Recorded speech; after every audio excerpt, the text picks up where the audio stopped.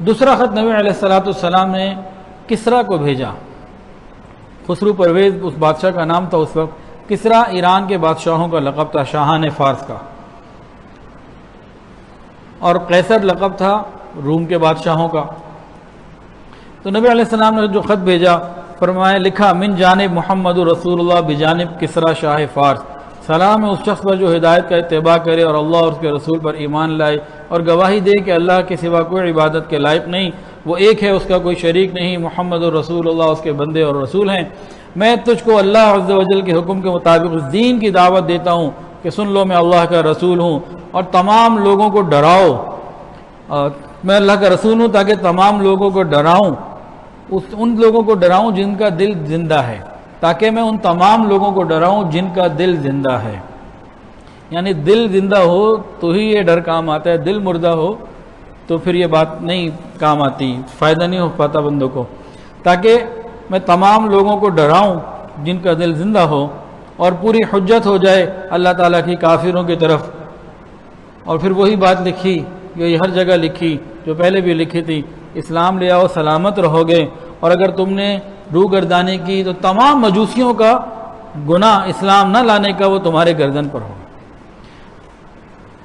حضرت عبداللہ ابن حذافہ سہمی یہ نبی علیہ السلام کا مبارک خط لے کے گئے تھے.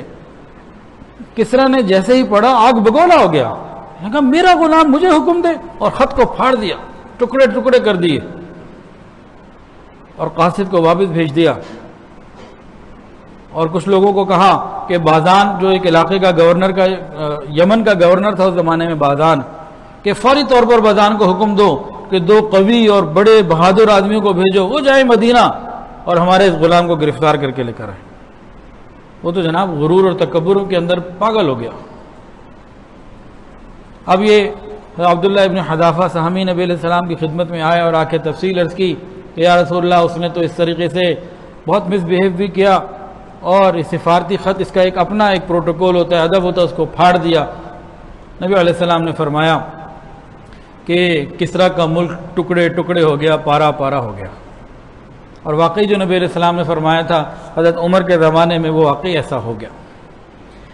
بادان کو خط ملا شاہ کسریٰ کا تو فوری طور پر 2 ایسے آدمی زبردست قسم کے کمانڈوز سمجھ لیجئے، کہا جاؤ اور گرفتار کر کے لاؤ. اب وہ دونوں اس امید کے اوپر کہ جی ہمیں بادشاہ کا حکم ہے، انعام ملے گا، آ گئے مدینہ. اور جیسے ہی دربار رسالت میں حاضر ہوئے وہ تو کب کبھی طاری ہو گئی، لرزہ طاری ہو گیا. نبی علیہ السلام کی جو شخصیت کا روب تھا وہ گرفتار کر کے پکڑ کے لے جانا تو دور کی بات، ان کے اوپر تو لرزہ طاری ہو گیا. پھر سہمے ہوئے ڈرے ہوئے انہوں نے وہ خط سنایا. نبی علیہ السلام نے جب خط سنا تو اس کی بات سنی کہ کسریٰ نے کہا کہ جی پکڑ کے لاؤ. آپ مسکرائے اور آپ نے ان دونوں کو اسلام کی دعوت دی اور کہا ابھی جاؤ، کل میرے پاس آنا، رات کو رکو، کل میرے پاس آنا. وہ دونوں چلے گئے. اگلے دن وہ آئے. نبی علیہ السلام نے فرمایا کہ گزشتہ رات، یہ 10 جمادی الاخری کی رات تھی اور منگل کی رات تھی 7 ہجری، فرمایا کہ گزشتہ رات فلاں وقت میں کسریٰ کے بیٹے، خسرو کے بیٹے شیرویہ نے اس کو قتل کر دیا ہے، وہ تو ختم ہو چکا.